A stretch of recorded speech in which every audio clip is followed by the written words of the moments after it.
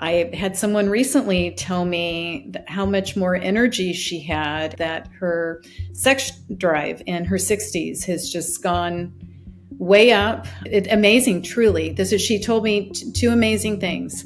She is pooping consistently and her poop looks great, and her sex drive is, her husband was hiding out from her today saying, I just need a break, right? Hello and welcome. Welcome to everybody. Welcome to listeners. Welcome to our special guest today. Lauren and I are really excited to have one of our Mastering Diabetes coaches. Her name is Jacinda Shapiro. We're going to be celebrating lots of things today in terms of her story and successes that she's seen. And we just are really excited to have her here with us today, and for the opportunity for people to get to know Jacinda a little bit. As we've mentioned before, we've got this incredible team of coaches that work with Mastering Diabetes, and help take care of all of our members and our clients and the people in our community. And we love having the opportunity to showcase our coaching team, our coaching members. So I'm just going to give a little background on Jacinda, and we'll get into it. But thanks for being here, Jacinda. Thank you for having me. You're welcome. Jacinda is a registered nurse. You've been a nurse for 27 years, which is incredible. And you're also a certified diabetes care and education specialist and a diabetes health coach. And so you've really taken your nursing profession and turned it into this work with people living with diabetes, which is incredible. And we're going to learn more about that in your story. You're also a board certified member of the American College of Lifestyle Medicine. And Jacinda uses evidence-based whole person therapeutic approaches to prevent, treat, and reverse chronic diseases and diabetes, which is incredible. And your work is so important. So thank you so much for doing all of that.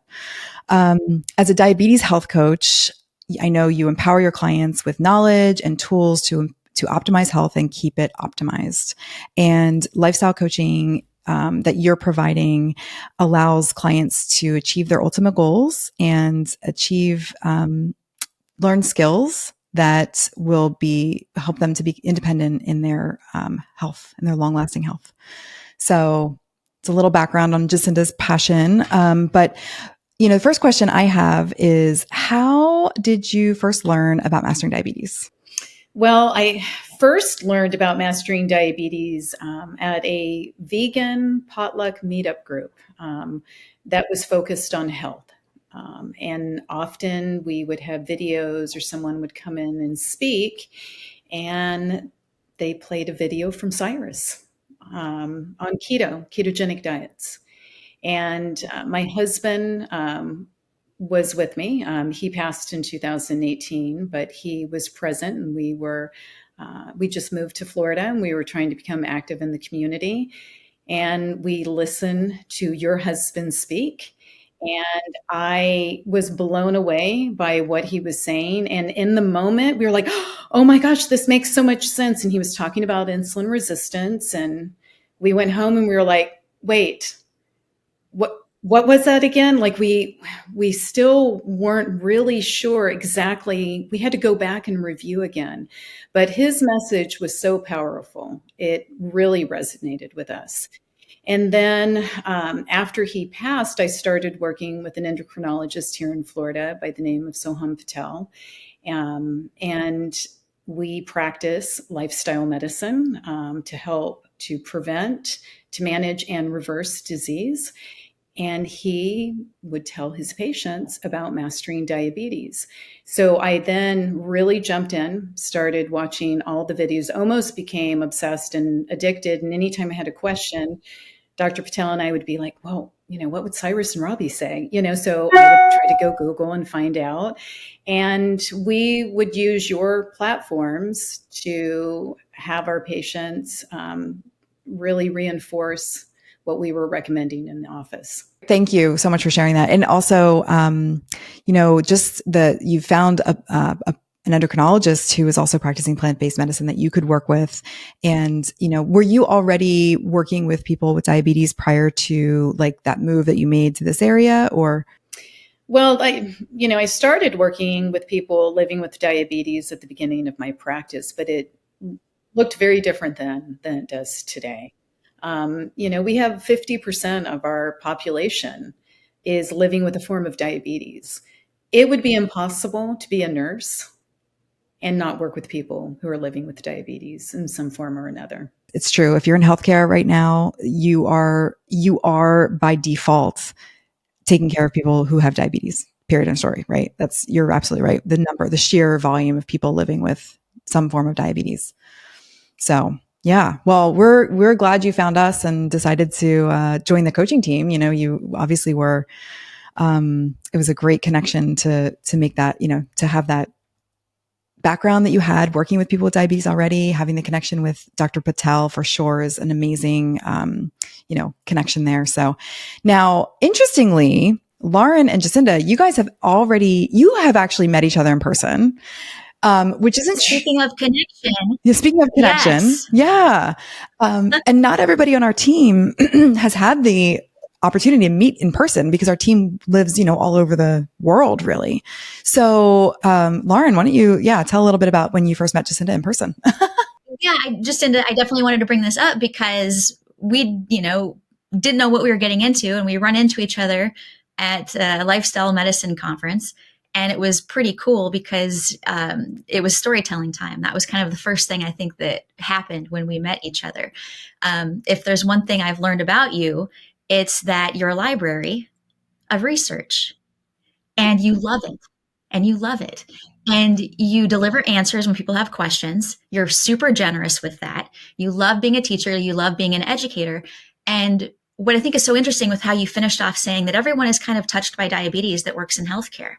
And you've really embraced this because you see such a powerful treatment.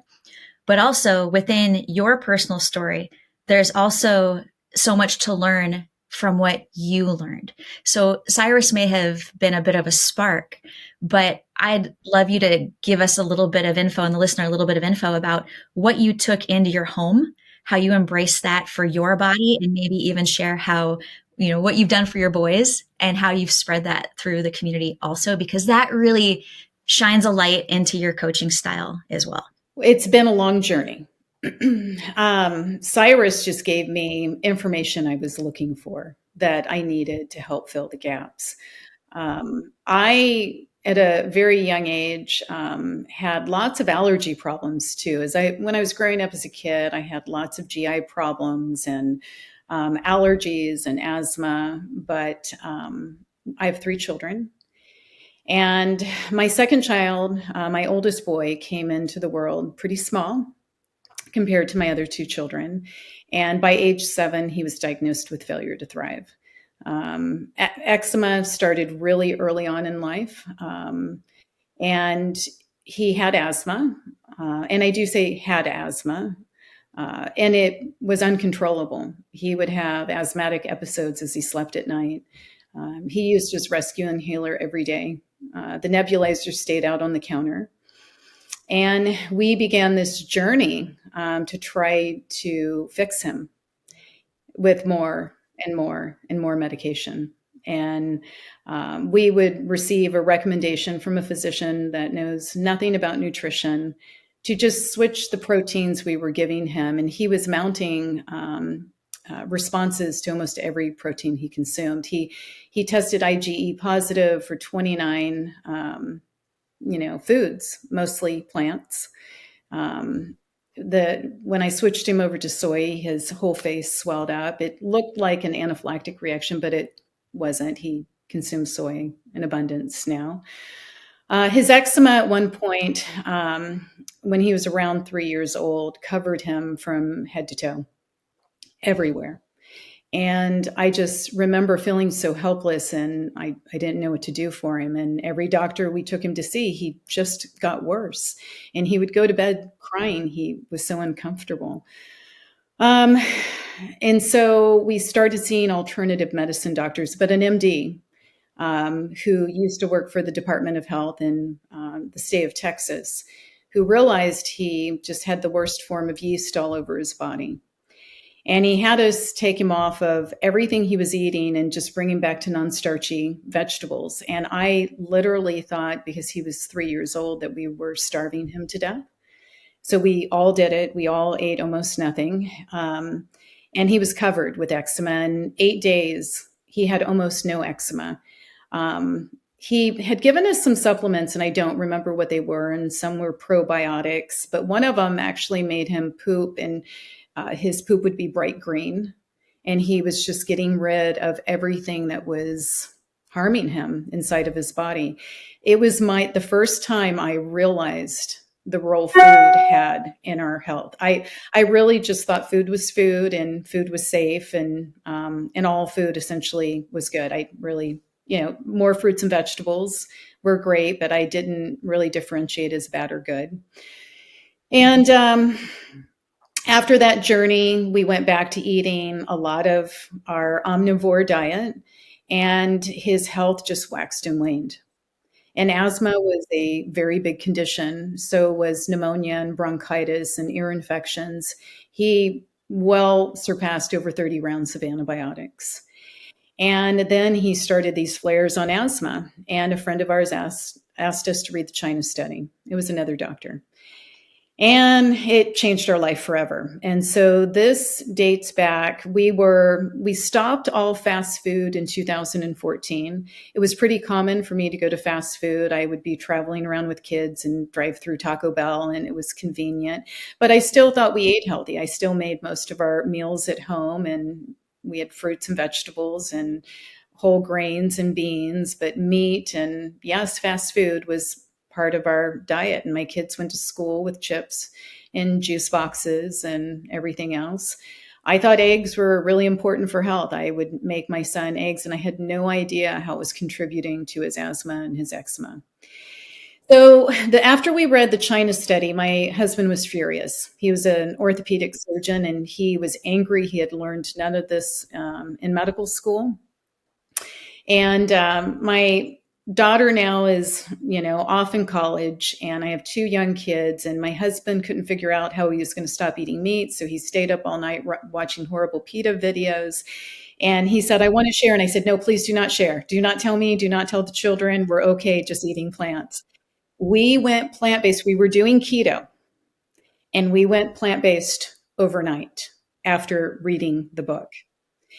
And I would get angry without my dairy. I was somewhat very, dairy was part of most every meal I had, and I was completely addicted to it. I didn't want to watch someone have bread and put butter on it, and I couldn't. So I just chose not to go out with anyone for a while. But we did go plant-based overnight, with the exception of fish. We kept fish in our diet. And then I went through menopause at the beginning of 2018, and I started hemorrhaging. I ended up with a cyst and fibroids, and we were reading How Not to Die from Dr. Greger.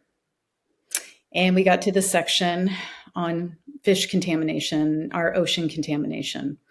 And the fish we were eating was fish from a fishing trip my husband took with friends to Alaska. So I had a huge freezer full of this fish. And we said, let's try no fish for a little bit and see what happens. 30 days, my bleeding stopped, everything healed, and I went through menopause without many issues. And just like 6 months, I was done, almost through change. So then we were introduced to Cyrus. And then after he died, now my children have living very healthy lives. My child, who was diagnosed with failure to thrive, started growing. He was the fastest kid on the cross country team in high school in his senior year. He is an active research scuba diver and now a dive master. These are things he just wouldn't have been able to do if we had not changed our life. And my youngest son has a life-threatening tree nut allergy. He's actually gone by ambulance for cashews from school before. His allergies have actually gotten better. We have not, and he's been exposed to cashews, and they really progress and get worse. My husband had the same allergy, and it just got worse with every year of his life. My youngest has actually gotten better. I don't have high blood pressure anymore. I don't have high cholesterol anymore. A triple A, an abdominal aortic aneurysm killed my great grandmother, almost killed my dad. So I had to start exams pretty early on. My dad had colon cancer. When I was 40, I already had precancerous polyps. And I thought it was my genes. I really had no idea the impact. And I was diagnosed with lupus, and my titers have all normalized. It was really eye-opening, the corruption we have within our food system and our healthcare system. And here we were, a nurse and a doctor, had no idea, no idea. So it was just life-changing for us. So everyone's speechless now, right? Yes. Yeah. And we're learning about preventive health, aren't we? We sure are. And we'll never Yes. stop. Mhm. These are the most Never powerful stories that we can Yep. tell. That's right. And especially So- when you're watching your child struggle. I mean, that is so motivating for so many people to get the right answers for their kid, to help their kids thrive. And that's what you've watched. You've watched that transformation in your kids in different ways, but specifically, you know, your son who was in a failure to thrive situation, and now he's, you know, thriving at his fullest potential. I mean, isn't that what we all want for our children and really for ourselves, right? We're talking here about vitality, and for a child to be held back and uncomfortable in their skin and all those things that you were hitting on. Like, I was getting goosebumps listening because I was thinking about my own child and like what lengths I wouldn't go to help her feel better and thrive. And you really, you know, obviously had some great recommendations by the doctor that you know, who suggested reading the China study, and the doctor who started helping you with more natural support. But now you also mentioned he had asthma. So can you remind us, like, tell us a little bit more about that? Because I didn't hear that come out as like in terms of his outcome with the asthma. It's a big topic right now in pediatrics. Right. And if you speak to a pulmonologist, they'll tell you it's not reversible. But we speak to endocrinologists in primary care who tell us that type 2 diabetes isn't reversible either, right? Or heart disease isn't reversible. He just no longer has issues. It is not an issue anymore. He doesn't use a rescue inhaler. The nebulizer hasn't been out since that year that we went plant-based. It's just done. And it's an amazing thing. And this is what we want for all of our children. And I think as we touch on children, something I'm so passionate about working within our school systems or in my own community, is really the increased risk of chronic disease with our children. Well, interestingly enough, I don't know if I had told you that I had asthma as a kid. Bad. Really? Yeah, I was bad. Yeah, before we had moved to Minnesota. So this was before I had type 1. Horrible asthma. And my mother is the one who said that every time we went to the pediatrician, he prescribed everything he could under the sun. My mom's like, he threw us every drug he could to give you. My mom kind of said that was just what happened in the 80s. And if you look back at the prescriptions for asthma for kids in the 80s, it was definitely aggressive. Well, as soon as we have a change of environment, we leave Washington State, we move to Minnesota. At some point within the next 12 months, the asthma resolved and the type 1 set in. So that will forever be a question in our mind as a family as to what aggressively medicating an autoimmune condition, a child that has insufficient immune system, aggressively medicating them, what could that lead to? And I happen to have dead beta cells. So interesting, isn't it?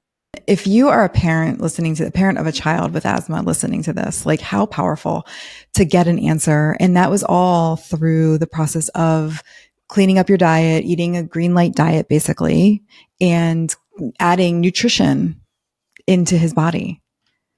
That's amazing. It depends on the microbes you choose to feed. And the microbes that determine health are fiber-loving microbes. And as Dr. Will Bolsewicz says, by the age of 4 months, by looking at a baby's poop, they can determine which babies will develop asthma.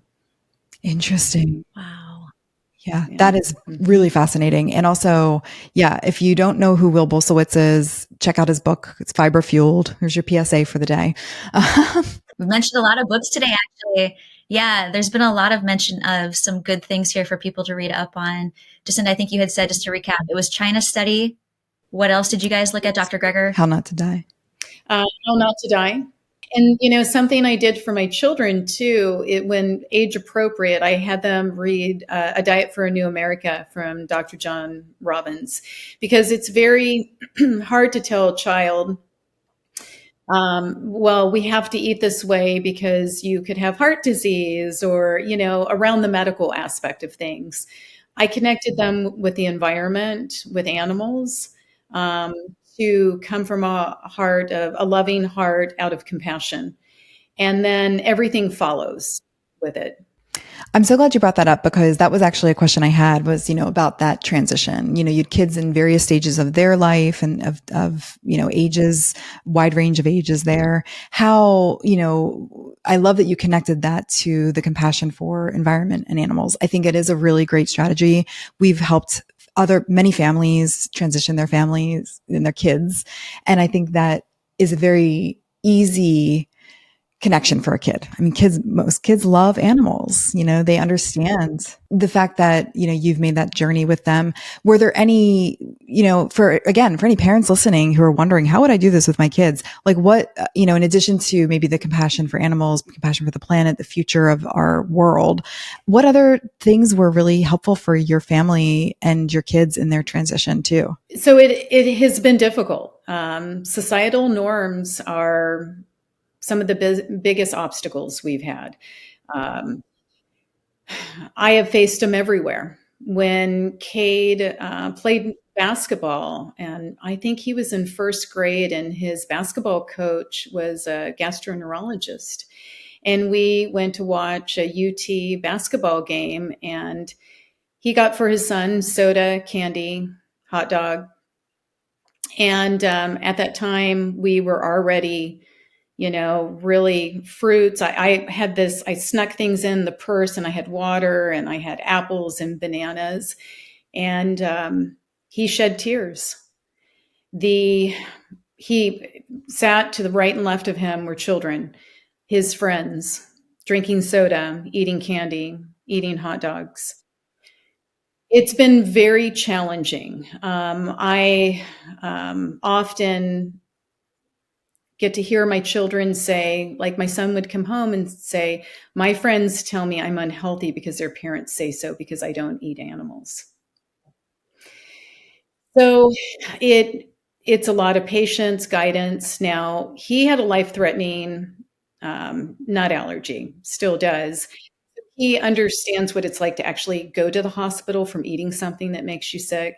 He understood his brother was sick, and Zane understood how sick he was as well. So we have little bits of education and trying to teach to empower. And he never became confrontational. He didn't become an educator with his friends. He just kept to his own food. I would make sure we would make his own food so he would have stuff. I would make sure I would make his own treats at a birthday party or anything else that was coming up so he would have something to eat. But it comes with a lot of obstacles, and a lot of obstacles from schools, from coaches, from teachers, from other parents, and then any place you go to. You go to Costco, and every stand is set up with something we cannot sample, right? And so it's empowering our children, and it's one step at a time. But like every household, we do different things with our children. We plug in our cell phones, and we don't sleep with them in rooms. They're not allowed in rooms, unlike some other households. When it came to food, it was not an option for my children. No more than it was an option for them to play an instrument, but they got to choose which instrument. So when they were younger, I didn't care which fruits and vegetables they ate, as long as they were eating fruits and vegetables. So they got to choose, not the fact they were going to eat vegetables, but they got to choose which vegetables they wanted to eat. There was a lot of empowering in the grocery store, cooking, the love, no, not bad and good food either. We still celebrate birthdays. We still have cake. We just do things differently than we used to do. And that was really an important part of the transition. And through that, my older son had two friends in his senior year of high school who completely transitioned to plant based. And one child just radically changed his life and his health. He lost 100 pounds. It was just been life changing for even children around us as well. And then over a year ago, I took in a homeless child and he became plant based overnight because, again, this is my household and this is what I'm feeding my children. And he embraced it and became an even better athlete and grew taller and gained weight. So it's something easy to do in the sense of what any other thing, like I put a seatbelt on my kid. My kids wear their helmets. But yet, the likelihood of a child dying in a car accident, my mother died in a car accident, so I know what it's like to lose someone from a motor vehicle accident. But the likelihood that a child dies in an accident from a bike or a car is much smaller than the likelihood they will die from cancer or heart disease. And when we die from cancer and heart disease, it is rooted in what we are eating in childhood. Currently, our children are not expected to outlive the life of their parents. Wow. I did not know that Mhm. statistic. Yeah. So the current life Yes, they are not. expectancy for children right now Children is not to outlive their are parents. not to outlive the age of their parents. Yikes. Yes. So we have 1 out of every 3 children are overweight or obese. 1 out of every 5 teens has high cholesterol. 3 out of 4 kids eat too much fat. 9 out of 10 kids eat too much sodium. Heart disease, type 2 diabetes, not just type 1, type 2 diabetes, rates of cancer are really skyrocketing in our children. And diseases we once thought of were just diseases as we got older, are diseases of our kids now. That is so it's really powerful to hear those numbers. I was talking with somebody recently whose grandson was diagnosed, 12-year-old grandson is on blood pressure medication already, 2 different blood pressure medications for being diagnosed with hypertension at 12 years old. And so much so that they need to be treated with medicine. I mean, it's that significant. And, I worked in as a pediatric nurse for a few years. It's part of my career. I was in pediatrics, and it's true. The children are getting hospitalized with more of these chronic adult diseases, right? The diseases that we thought of as being conditions of aging or just natural process, or even, the lifestyle is impacting them at a much younger age, right? So if we're looking at them as lifestyle diseases, then they're just impacting them so much younger now. It's not waiting until their 30s and 40s and 50s. It's now in their 10s, or younger. And that is tragic. I don't know where the statistic, like where the age range begins at the 1 in 3 Americans have prediabetes. But if they're looking at 1 in 3 adults, look at the kids that are probably a part of this, or statistically, moving up into this, and that they're not even qualified.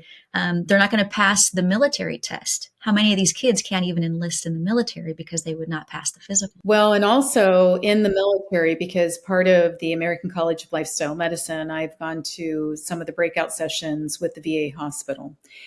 I was able to learn that also how our military is feeding our young men and women, that if they go into the military within 12 months, the rates of high blood pressure, high cholesterol, diabetes really skyrockets. Even it's across the board. If you look at our schools, so our children, the reason they're so sick, it is rooted in our guts.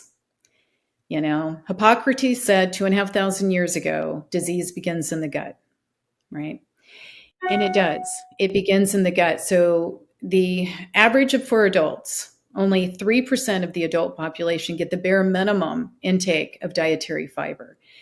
The bare minimum of dietary intake of fiber is government regulations of fiber. It's not enough to create a diverse microbiome. For children, it's 1% meet the guidelines. And I was listening to a cardiologist who lives here locally a few years ago, and I think the statistic of children who is estimated to get optimal amount of fiber in their diet is 0.1%. And fiber is the only food for these microbes that they regulate blood pressure. They regulate our blood sugars. They up and down regulate gene expression. They make almost all of our neurotransmitters, those happy transmitters like serotonin.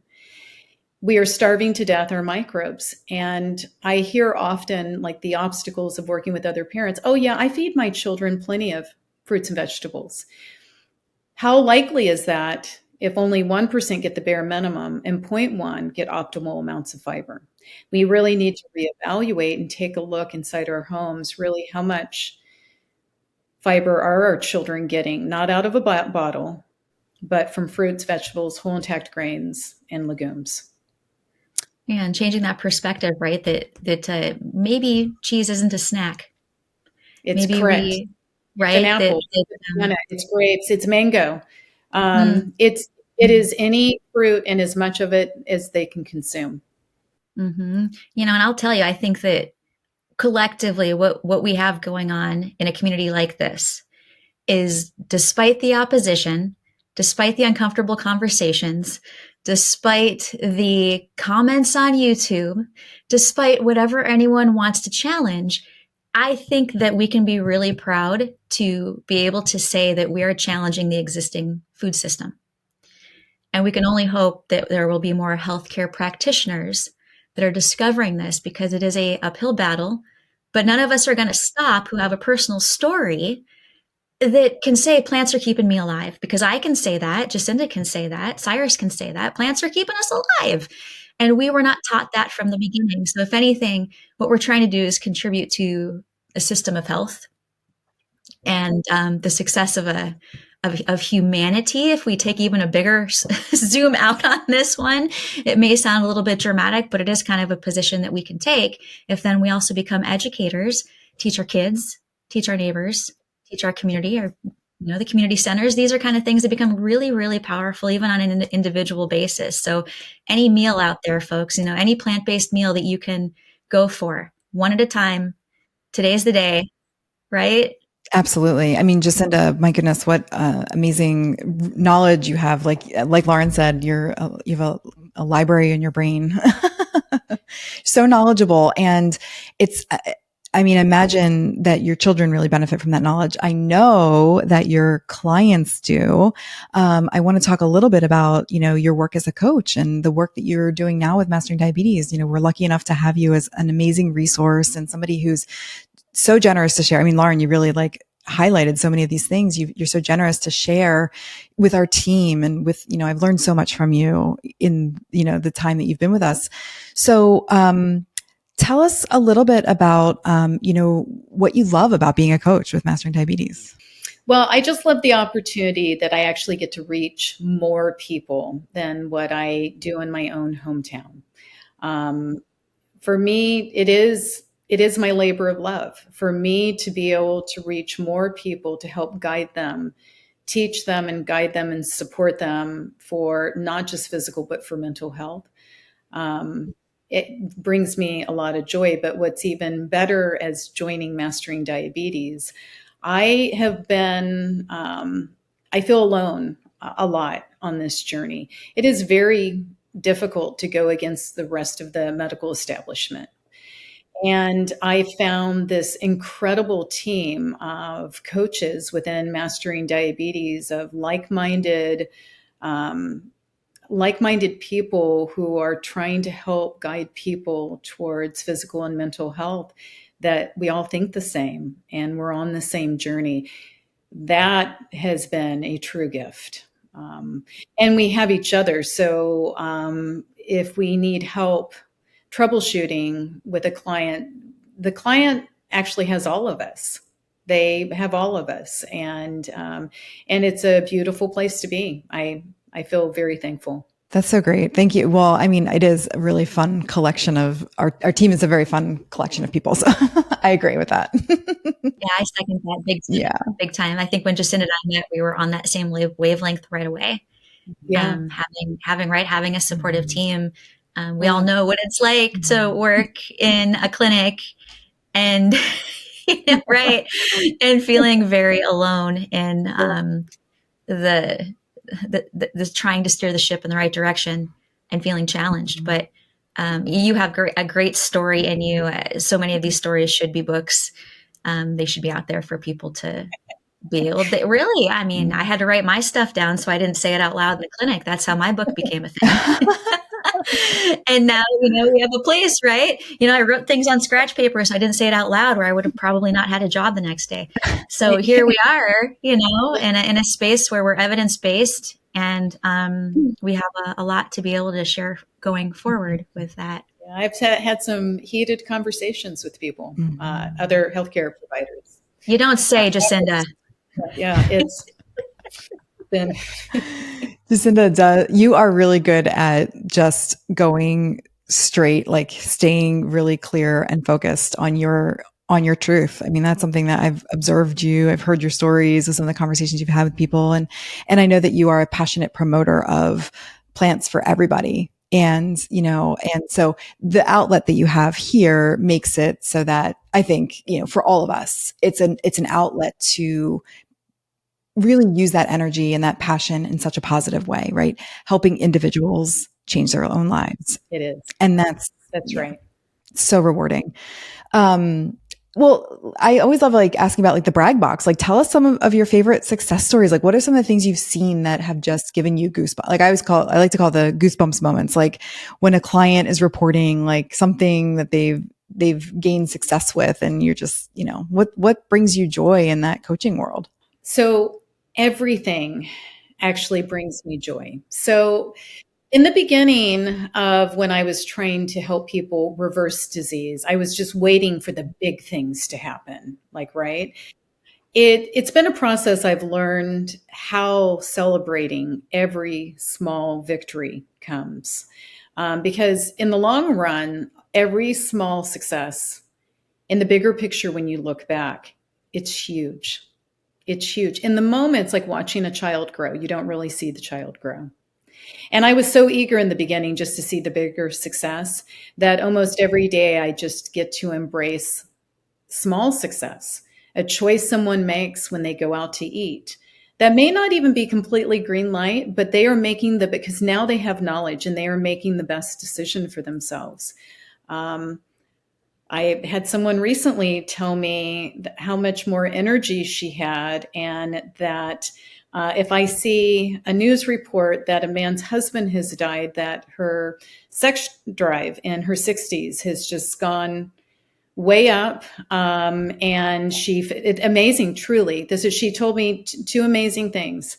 She is pooping consistently, and her poop looks great, and her sex drive is her husband was hiding out from her today saying, I just need a break, right? And I said, maybe it's time to start feeding him some greens too, right? These little things, even though we may not have disease reversal yet, everything about someone's happiness and quality of life, that they can wake up and feel good, that their muscles don't hurt, that they have energy, and that their mood starts to shift in a very positive direction towards happiness and a positive mindset. But I've had huge success. I've had people fully reverse, type 2 diabetes in double digits with their A1Cs, where one person lost eyesight in his right eye and it came back. Neuropathies that were said would be permanent, went away. I've worked with people living with cancer. The transformations that you see in people's lives. An ICU nurse who could not get pregnant. Everything, insulin resistance is rooted in everything. It's rooted in our childhood acne, polycystic ovarian syndrome, everything you can think of as a chronic disease. Insulin resistance is rooted in this. And undesirables love to hang out with one another. So if someone has cancer, the likelihood that they have elevated blood sugars is pretty high. And so this nurse came to me and she said, we need to learn more because we can't conceive, and we're starting to go through fertility tests. And she is now pregnant with her third child. Plant-based nutrition really dramatically changes people's lives. And it's important to simplify it.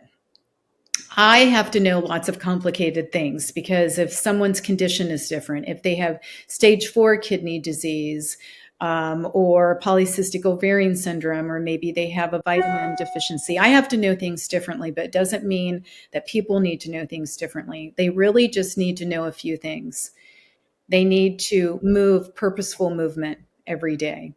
They need to interact with other people. They need to eat mostly plants.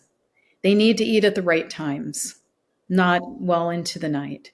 Sleep is vital. You can move all you want and eat all the tempeh and broccoli you want, but if you don't sleep well, you're not physically well. And we need to love well. And we don't need to overcomplicate our plants. It is the least expensive food on the planet. I mean, have we all seen the price of beans, even through inflation? You can still find cans of beans for $1, maybe $1.20. You have 3 servings in a can of beans, already cooked. Most of our vegetables don't have to be cooked. They can just be chopped up and put onto that can of beans. We shouldn't have to overthink things. And as long as we're eating an abundance of fruit, if we can't afford some of the exotic fruits, it doesn't matter. Eat more bananas and oranges, as long as you are just choosing plants first, movement, proper sleep, and just simplify it. Not be worried about things coming out of a bottle or someone trying to sell you something. Shopping in your produce section, your farmer's market, and maybe trying to bicycle to your supermarket or your farmer's market. Yeah, I'm a fan of that. And that, to me, the simplicity is such a magic word. Minimalism with self-care, right? It's the greatest form of self-love is to be able to, as we had said on a recent episode, eat like you love yourself. And that can be a starting point, right? Move like you enjoy it. The gift of being able to dance when no one's watching. I don't know. Whatever it might be. In fact, I was doing that in the bathroom before we all got on together because I was preparing a cycling playlist and I kind of got into it. Yeah. Rocking out. Yeah. So that's how it works. Yeah. Get yourself a playlist. Yeah. Right. Your victory dance.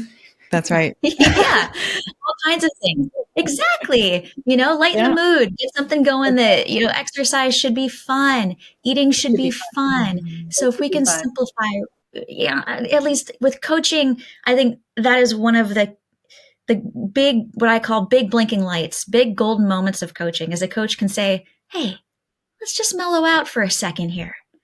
Scale back, slow down. Let's look at your grocery list. Let's just bring it down a little bit here and then rebuild from that point if someone seems real anxious or stressed about the nutrition. And it's not hard to feel too stressed by the effort to be healthy, right? Being healthy takes work every single day. It isn't supposed to be easy, but it can be simple. It can be simple. Life isn't easy. Life's not supposed to be easy. We learn through our challenges and our mistakes and our journeys that we go through. And that is such a great, yes, that especially when just in life in general, we learn. And then we learn through our challenges in the lifestyle change process too. So many times with our clients and in that client experience, there's so much yes, we do. Learning. So there's so much to take away from the challenges and some of the things that, I love when you were talking about the small things, right? Like we celebrate all of the victories. The small victories matter as much as the giant A1C drop 3 months later, right? But the same thing is with some of the challenges and the struggles. Like those challenges show up so that we can learn new ways of doing things. Otherwise, we wouldn't be learning anything, right? We wouldn't be doing anything different. It's true that life is full of challenges. And when it comes to the challenges, what type of advice or what are things that are important for you in your coaching strategies when it comes to, helping people with some of those challenges or helping people to move through the challenges of life? It's really working on their limbic system, that little dictator who's inside of our head, to help people transition people with a healthy relationship to food, for long-term change, to understand that this is a lifestyle for health, but it actually begins with our brain. And when we're in a good place mentally, everything else will fall into place. So part of that journey, and everyone's different, but it is a very important aspect of the journey. And it's where I get to use my nursing skills and my coaching skills to be able to focus on evidence-based medicine that I know, with the coaching skills of support and guidance, and meet people where they are. But it is important for people to let go of the shoulds and should nots, to embrace that eating is enjoyable and fun, and that it comes down to choices in life. But we need to be in a good place mentally. And that's where you use your nursing and your coaching skills, and everyone's a little bit different. And some other aspects that are a big challenge is many people come to us, and anyone can write a book or do a podcast or do anything, right? And they become confused. Well, this is not what I heard, especially along a lot of the advice that we give. Well, I didn't hear that from my diabetes educator, that they told me to eat all the eggs I want. And we then have to reteach. And it's challenging for clients. It's challenging for us. It's just a process. Absolutely. And I'm so glad you brought up the mindset and that mental space, having the mental, we've talked about that quite a bit already, just in the few episodes we've done, but the mental space and mental, kind of having the fortitude to choose the things that are going to keep moving you forward, even when it feels hard. That's a tough skill to develop, but it's one that a coach can really help with, and your, if that's a focus for you and an aspect of your coaching that's really important to you, I think your clients are really benefiting from that. So that's awesome. It's definitely a model of resilience for that, a model of resilience. If you think you know what resilience is, well, when you've noticeably reversed insulin resistance and you didn't really even think it was an issue to begin with, that's when resilience really starts to take over and you feel like you're living in a new body. That's quite the awakening process, I would say, in a mental shift. I think it is important. We may be coaches and we may come with our own sense of credentials, but we're all human beings, just like everyone else, with our own journey. So these practices are something that I do personally. I think the more the practices I do myself, the better I am at helping to help support and guide people with these practices as well. So they end up giving me a purpose. Ironically, clients make sure, because I have them, I make sure that I keep moving and I keep my positive psychology practices and everything else, because you got people depending on you. Mm-hmm. Yeah. I mean, nothing like your clients to hold you accountable too, huh? That's right. That's right. Yeah. It's true. Sometimes it's very true. I think I may have mentioned this before, but like sometimes I'll be giving somebody, support or advice or whatever as a coach. And I hear what I'm saying to them and I'm like, oh my gosh, I really needed to hear that too. I really need, like maybe that's something I should also consider or bring into my life, because it's so, and that's one of the things about the coaching relationship that I just love, is that it is so, it's there's value on both sides. We're sharing ourselves with our clients, but also we gain a lot out of that relationship. And I've always found that to be the case. And I always find themes like, oh, I needed to know this theme this week. Right. Yeah, things happen for a reason. So true. Yeah. And so if you're listening to this podcast and you're listening to this episode, you're here for a reason. If you'd like to learn more about Jacinda or any of our coaches, please check out our website, masteringdiabetes.org. If you are interested in being coached by Jacinda and if you are somebody, actually, this is the plug here. If you are somebody who really wants to get into a research discussion and wants to know all the ins and outs of the whys of this process, Jacinda's your girl. She is your coach.